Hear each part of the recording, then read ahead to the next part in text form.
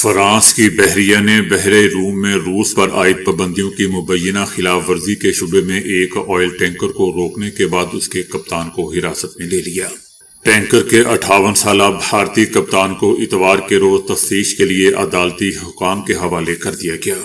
فرانسیسی حکومت کا کہنا ہے کہ تحقیقات کا مقصد یہ جانچنا ہے کہ ٹینکر پر لہرایا جانے والا جھنڈا اور جہاز رانی سے متعلق دستاویزات درست اور قانونی ہے یا نہیں۔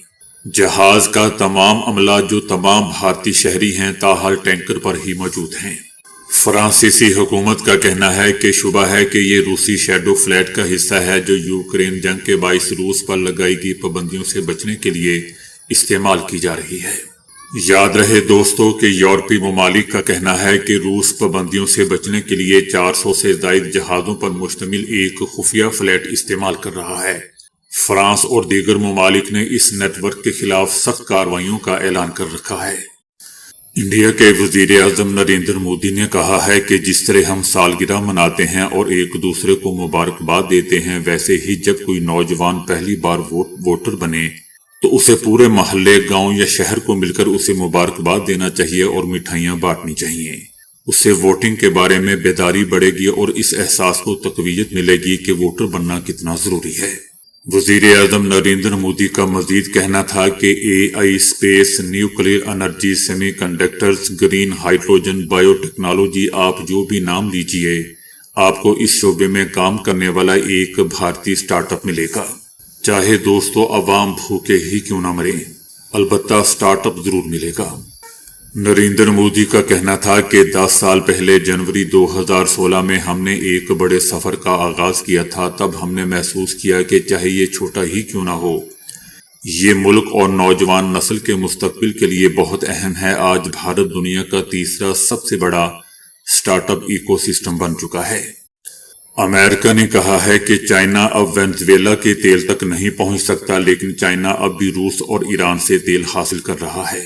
امریکہ کے صدر ٹرمپ نے دوستو اعلان کیا ہے کہ امریکہ نے وینزویلا کے تیل کے ٹینکروں سے متعلقہ تیل ضبط کر لیا ہے اور یہ تیل امریکی ریفائنریوں میں ریفائن کیا جائے گا۔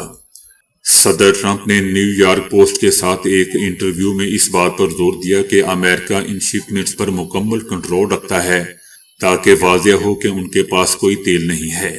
ہم تیل لے رہے ہیں۔ صدر ٹرمپ کا کہنا تھا کہ ایک تیل کا حصہ دیگر ریفائننگ مراکز میں پروسیس کیا جائے گا۔ دوستو یاد رہے کہ صدر ٹرمپ کی حکومت وینزویلا کے تیل کی چائنا کو فروخت کی اجازت دیتی ہے، لیکن نیکولس کی حکومت کی طرف سے طے کردہ رعایتوں کی اجازت نہیں دیتی ہے۔ امریکہ نے یہ بھی اعلان کیا ہے کہ چائنا اب وینزویلا کے تیل تک نہیں پہنچ سکتا، لیکن وہ اب بھی روس اور ایران سے تیل خرید رہا ہے۔ امریکہ نے یہ بھی کہا ہے کہ امریکہ وینزویلا کے تیل کو $45 فی بیرل کی قیمت پر فروخت کرنے کے لیے تیار ہے۔ صدر ٹرمپ نے دوستو اس سے پہلے اعلان کیا تھا کہ وینزویلا کی عبوری حکومت 30 سے 50 ملین بیرل تیل امریکہ کو سونپے گی اور یہ تیل مارکیٹ کی قیمتوں پر فروخت کیا جائے گا، جس سے وینزویلا کے عوام اور امریکہ کو فائدہ پہنچے گا۔ انٹرنیشنل میڈیا کا کہنا ہے کہ ایران کے سپریم لیڈر آیت اللہ خامنائی کو ممکنہ امریکی حملے کے خدشے کے پیش نظر تہران میں ایک خصوصی زیر زمین پناہ گاہ میں منتقل کر دیا گیا ہے۔ یہ مقام ایک مضبوط کمپلیکس ہے جس میں ایک دوسرے سے جڑی ہوئی سرنگیں بھی شامل ہیں۔ لیکن دوستو دوسری طرف اس فیک نیوز پر ایرانی حکومت نے سرکاری طور پر ان رپورٹس کی تردید کر دی ہے۔ ایران کا اس فیک نیوز پر کہنا ہے کہ ایران کسی بھی غیر ملکی طاقت سے خوفزدہ نہیں ہے۔ امریکی جنگی جہاز بردار بحری بیڑے کی مشرق وسطی تعیناتی کے پیش نظر ایرانی آرمی کے چیف جنرل محمد پاکپور نے امریکہ اور اسرائیل کو سخت وارننگ دی ہے کہ کسی بھی قسم کی مہم جوئی اور جارحیت سے باز رہیں۔ ان کا کہنا تھا کہ ایران کی فوج اب پہلے سے کہیں زیادہ تیار بیٹھی ہے، نگاہیں ہدف اور انگلیاں ٹریگر پر ہیں۔ جرمن میڈیا کا کہنا ہے کہ ایک حالیہ سروے سے ظاہر ہوا ہے کہ 60% سے زیادہ جرمن امریکی صدر ٹرمپ کو اپنے ملک کے لیے خطرہ سمجھتے ہیں۔ ایک حالیہ سروے سے پتہ چلا ہے کہ 61% جرمن امریکی صدر ٹرمپ کو اتحادی نہیں بلکہ اپنے ملک کے لیے خطرہ سمجھتے ہیں۔ ان میں سے 52% نے رائے شماری میں کہا کہ جرمن کو صدر ٹرمپ کی انتظامیہ کے ساتھ تعلقات میں سخت رویہ اختیار کرنا چاہیے۔ جیسا کہ دوستو ہم جانتے ہیں کہ حالیہ دنوں میں گرین لینڈ کے حصول کے بارے میں صدر ٹرمپ کے بیانات یورپی ممالک اور امریکہ کے درمیان تناؤ کا باعث بنے ہیں، اور امریکی صدر ٹرمپ نے حال ہی میں گرین لینڈ کے جزیرے کی خود مختاری کی مخالفین پر ٹیرف لگانے کی بھی دھمکی دی تھی، جن میں Germany, Denmark, Norway, Sweden, Finland, Holland, France اور برطانیہ شامل تھے۔ جرمنی کے صدر نے عالمی رہنماؤں سے مطالبہ کیا ہے کہ وہ امریکہ کو عالمی نظام کو چوروں کے اڈے میں تبدیل کرنے سے روکیں، جہاں انتہائی غیر اخلاقی لوگ جو چاہیں لے لیں اور خطوں یا پورے ممالک کو چند عظیم طاقتوں کی ملکیت سمجھیں۔ برطانوی میڈیا نے کہا ہے کہ امریکی صدر ٹرمپ نے غزہ میں تعمیر نو کے لیے بورڈ آف پیس میں بھارت کو بھی دعوت دی ہے، تاہم یہ واضح نہیں ہے کہ بھارت اس دعوت کو قبول کرے گا یا نہیں۔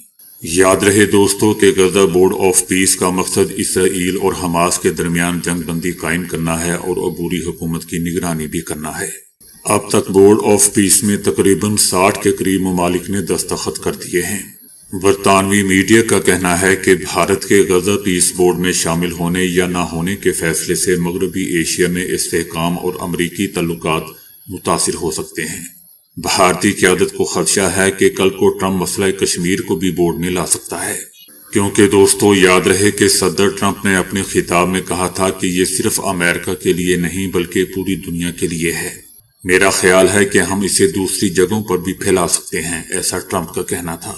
بھارت کے سابق سفیر اکبر الدین کا کہنا ہے کہ بھارت کو بورڈ آف پیس میں شامل نہیں ہونا چاہیے۔ بورڈ اقوام متحدہ کی قرارداد 2803 سے متصادم ہے، اور بورڈ میں شامل ہونے سے بھارت بورڈ کے فیصلوں کی توثیق کا ذریعہ بن سکتا ہے۔ سابق بھارتی سفیر رائے کا بھی کہنا ہے کہ ٹرمپ کے بورڈ آف پیس کی کوئی مدت مقرر نہیں ہے، اسے غزہ کے باہر بھی استعمال کیا جا سکتا ہے۔ رنجیت رائے کا کہنا ہے کہ انڈیا کے مقدمے میں اضافہ ہوا ہے، چاہے انڈیا اسے قبول کرے یا رد کرے اس کا اثر پڑے گا۔